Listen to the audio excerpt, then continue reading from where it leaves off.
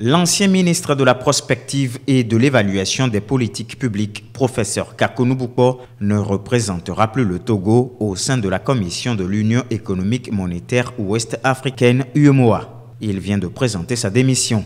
Kakonou Boupo était jusque-là commissaire du Togo en charge du département de l'agriculture, des ressources en eau et de l'environnement. Il avait succédé à M. Barcola, admis à la retraite. L'économiste togolais a passé un peu plus de 3 ans à ce poste au nom du Togo. Si pour le moment, les raisons de sa démission n'ont pas encore été rendues publiques par l'intéressé lui-même ou par la commission de l'UEMOA, le professeur Kakonou Boupo est réputé pour ses démissions volontaires, soit pour se rendre disponible pour un autre poste, soit par motif de conscience. Selon les indiscrétions, M. Kakonou Boupo est pressenti à la tête de la commission climat de l'Union africaine. Par ailleurs, l'économiste est aussi reconnu pour ses positions tranchées par rapport au franc CFA, une monnaie coloniale qui, selon lui, garde les pays africains qui l'ont en partage dans une servitude. Il est aussi auteur de plusieurs œuvres économiques, telles que Sortir l'Afrique de la servitude monétaire à qui profite le franc CFA. Jusqu'à ce jour, l'économiste togolais Kakonou Boupo estime que le franc CFA doit être abandonné.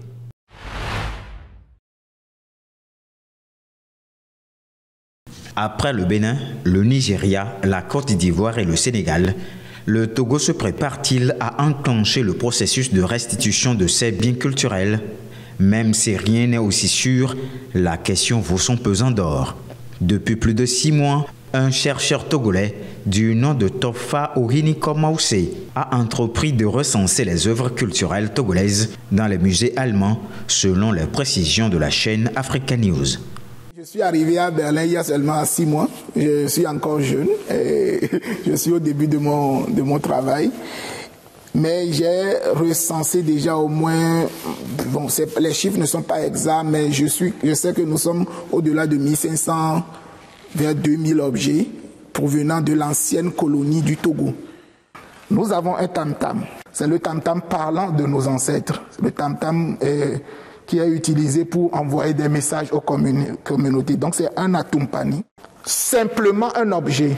C'est une histoire, c'est une culture, c'est une vie.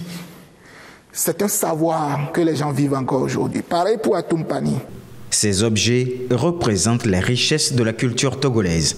Ils ont été transportés à Berlin durant la période coloniale, soit entre 1884, année d'arrivée des explorateurs allemands au Togo, et 1918, fin de la Première Guerre mondiale.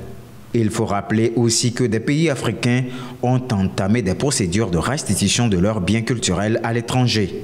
Pour le cas du Togo, même si les objets sont reconnus appartenir au Togo, les communautés propriétaires ne sont pas encore identifiées.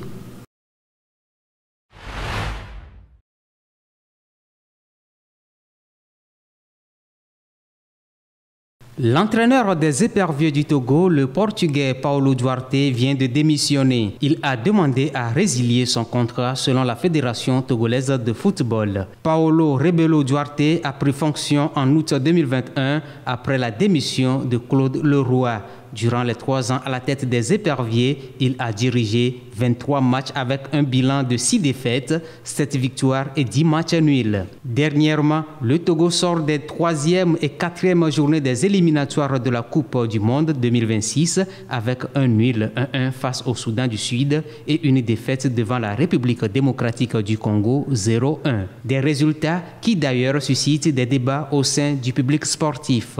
Malgré cela, le comité exécutif de la Fédération togolaise de football dit regretter cette démission, mais en prend acte en lui exprimant sa gratitude pour le travail abattu durant les 3 années. Par ailleurs, avant le début des prochaines journées des éliminatoires de la Coupe d'Afrique des Nations 2025, le recrutement d'un nouveau sélectionneur est déjà en étude selon l'instance dirigeante du football togolais.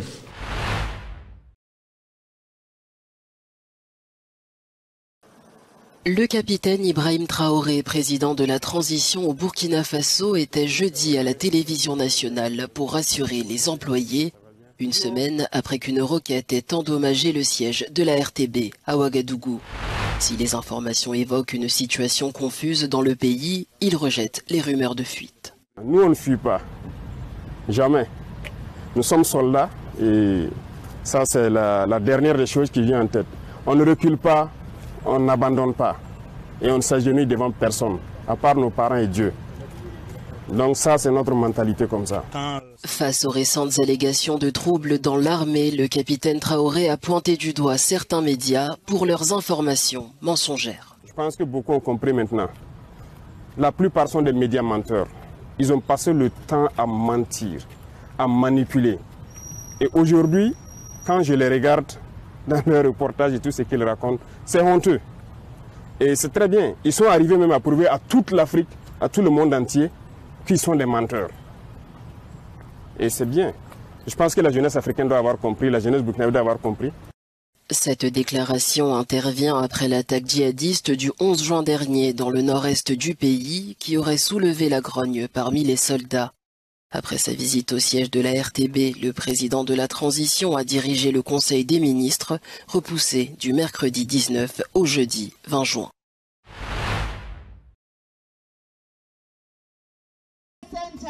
À peine investi, le président sud-africain doit convaincre son projet politique au sein d'un gouvernement d'unité nationale où devraient se côtoyer des partis politiques aux idéologies diamétralement opposées interroge.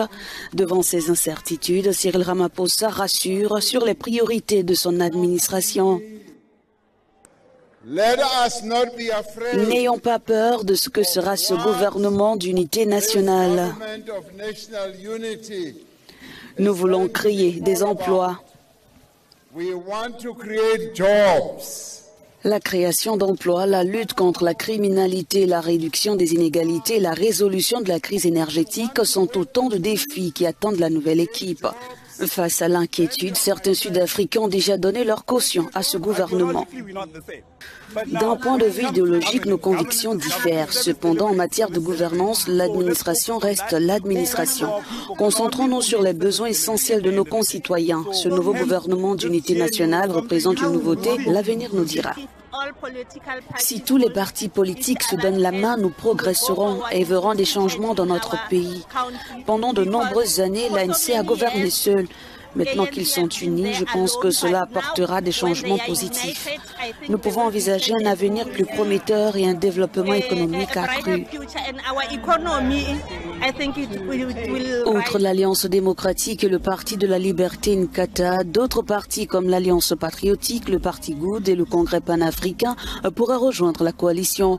Le futur gouvernement devrait être annoncé très prochainement.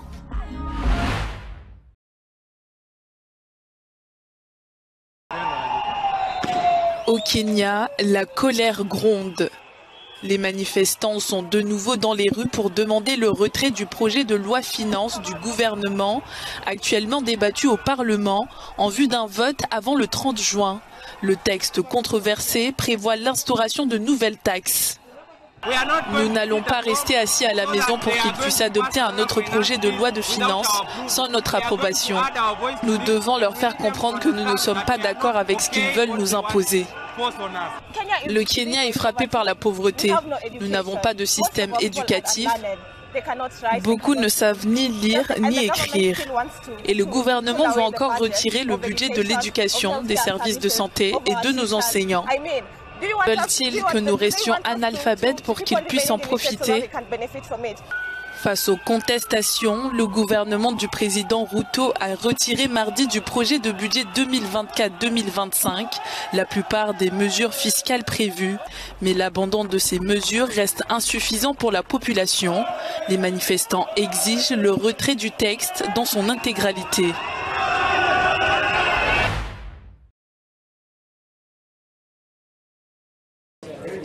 Après l'explosion dans un dépôt de munitions à N'Djamena au Tchad, survenue dans la nuit du mardi 18 au mercredi 19 juin, les habitants du quartier proche du dépôt d'armes sont encore sous le choc. Selon le bilan provisoire, 9 personnes sont mortes dans cet incendie. La maison, tout a été saccagé, le chambre a été incendié, le chambre des garçons a été incendié, carrément rien n'a été sauvé. Comme vous l'avez remarqué, C'est comme ça, puisque nous avons eu, comment on appelle, les hobbies. Le gouvernement a annoncé que 46 personnes reçoivent des soins pour diverses blessures après que les explosions ont réveillé les résidents en sursaut mardi soir dans le district de Gouji. À un moment, on a cru que c'est fini pour nous. Nous ne savons pas ce qui s'est passé. Il y a partout des armes de gros calibre, vraiment partout. Tous les fenêtres sont cassées, les vitres sont éparpillées, les tôles sont éparpillées. Nous demandons au gouvernement qui nous aide. Il y a eu beaucoup de dégâts matériels et humains aussi. La cause de l'incendie n'a pas encore été clarifiée. Le président Mahamat Déby Itno a toutefois annoncé qu'une enquête serait ouverte.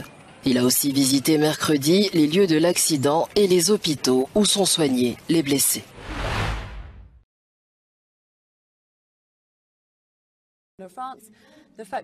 La France s'apprête à contribuer à la production de vaccins en Afrique.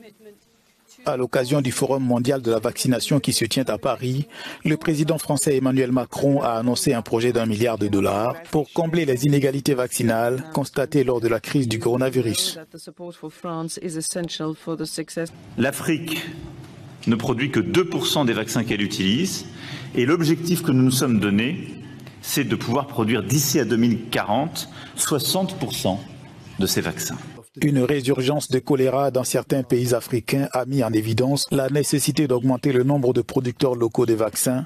Les fonds ont été promis par des dirigeants mondiaux, des groupes de santé et des entreprises pharmaceutiques.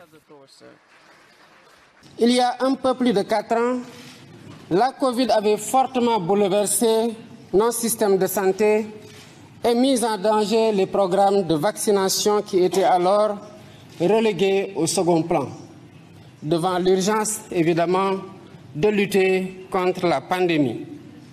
Ainsi, selon le rapport de l'UNICEF de 2021, 23 millions d'enfants n'avaient pas reçu les vaccins de base nécessaires à leur croissance normale au plus fort de cette crise sanitaire. Selon Gavi, l'Alliance vaccinale, le projet est censé explorer des questions telles que le transfert de technologies ainsi que la création éventuelle d'une agence africaine de médicaments.